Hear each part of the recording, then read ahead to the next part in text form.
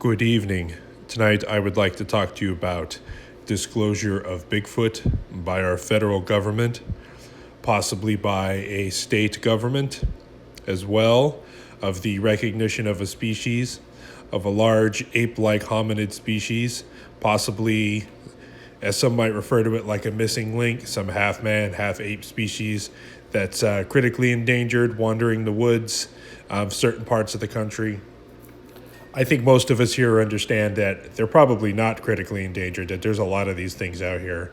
And every state except Hawaii has had hundreds of reports going back hundreds and hundreds of years, all the way to the native first peoples of this United States.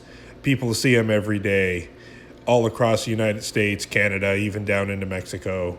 So for us in the Bigfoot world, this is no shock. And when you start looking into it, these things are everywhere, all across the Midwest, all the way down to Florida, even close to some fairly big cities. And I think eventually, in the next 5 years or so, it's going to be really hard for the government to keep a cap on all this. I think it's probably already extremely difficult for them.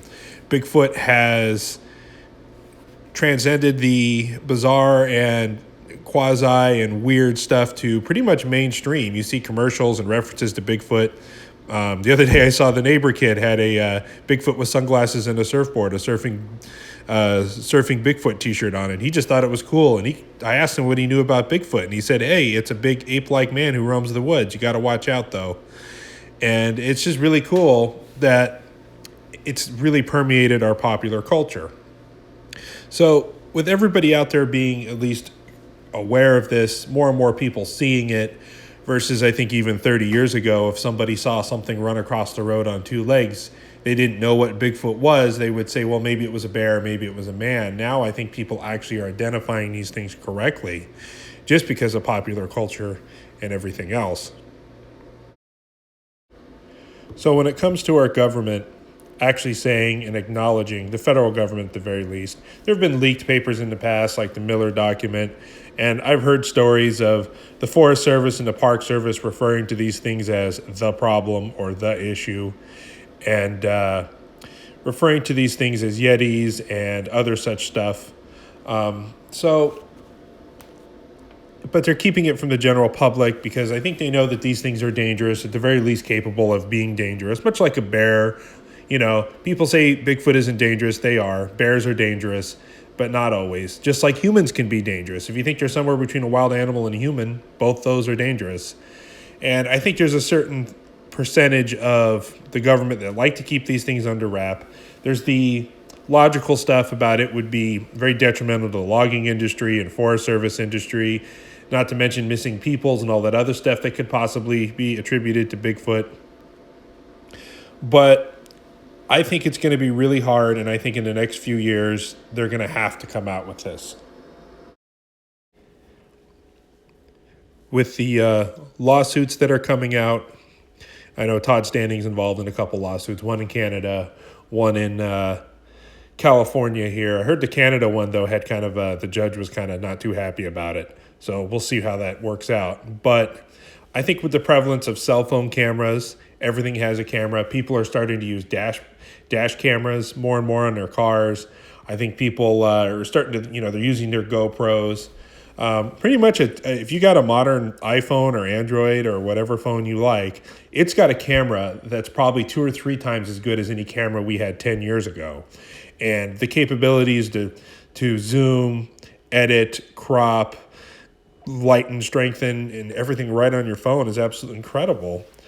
The other thing that's going on is as our population grows, we drive more and more. There's already been lots and lots of stories of people hitting Bigfoots in their cars and trucks and semi-trucks, and lo and behold, somebody comes out and says, you hit a bear and the body disappears. So I think with the prevalence of cameras, how easy it is at the tip of your fingers to upload to Twitter, Google, save it, and something to go viral, it's going to be very hard to keep a wrap on this. What I don't think you're going to see is special report coming out on the newscast saying, breaking news, the federal government is going to acknowledge the existence of Bigfoot. I don't think that's going to happen right away. I don't think you're going to get President Trump coming out saying, hey, we have a species here, or however Trump would probably actually be pretty funny to watch that. But I don't think you're going to see the president or anybody you've heard of come out and announce it.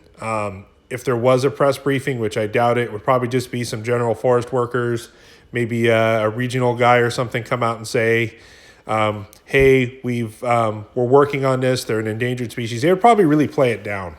I think that the Forest Service or the Department of Interior, whoever, would come out and say, hey, in the select regions in the Pacific Northwest, we have these creatures. They appear to be harmless. I think they'd really downplay a lot.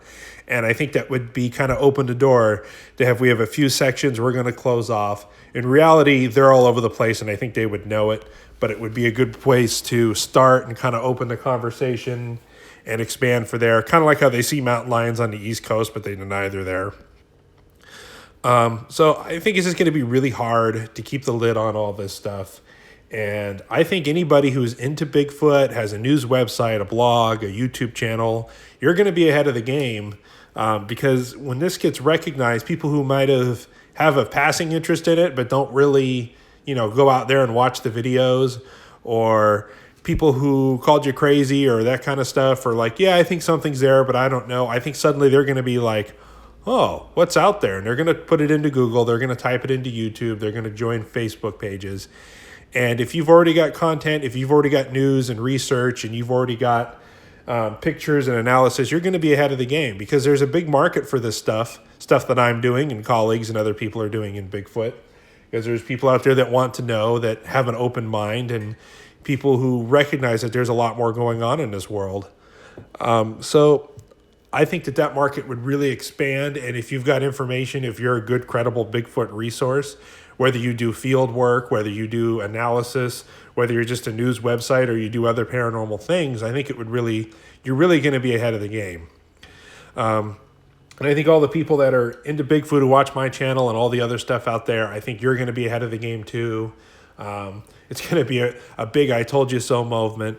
I don't know. It could happen in the next couple years. It could happen in the next 5 years. I just see, with all the prevalence of cameras, popular culture, the population's getting bigger, the Bigfoot population seemingly getting bigger, like we talked about in other videos. It's just going to be a matter of time before somebody gets clear video, something like the Patterson-Gimlin film, but modern, clear, color images, and they're going to upload it to social media, and then it's going to go viral before whatever agency or represented agency or whoever out there could take it down and discredit it. Or what's going to happen is it's going to be at a ski lodge or something in the woods or a Boy Scout camp where, a couple hundred people are going to see it. And,